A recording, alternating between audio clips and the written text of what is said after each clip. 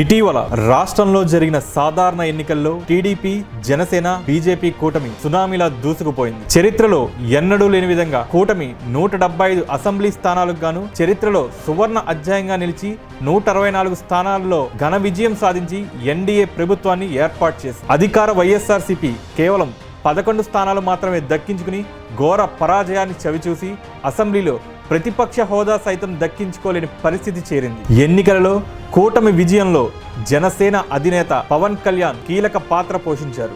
ముందు నుండి ప్రభుత్వ వ్యతిరేక ఓటు చీలనివ్వనని ప్రతిజ్ఞ చేసిన పవన్ కళ్యాణ్ తనని తాను తగ్గించుకుని టీడీపీ, బీజేపీతో జతగట్టి సంచలన విజయాలను నమోదు చేశారు. బీసీఎన్ లీడర్ సీజన్ 1లో ప్రముఖ నాయకులతో ఇంటర్వ్యూ చేసి 50 ఎపిసోడ్లు విజయవంతంగా పూర్తి చేసుకుని ఎన్నో సంచలనాలు సృష్టించిన బీసీఎన్ ఛానల్ ఇప్పుడు లీడర్ సీజన్ 2తో మీ ముందుకు వస్తున్నాం.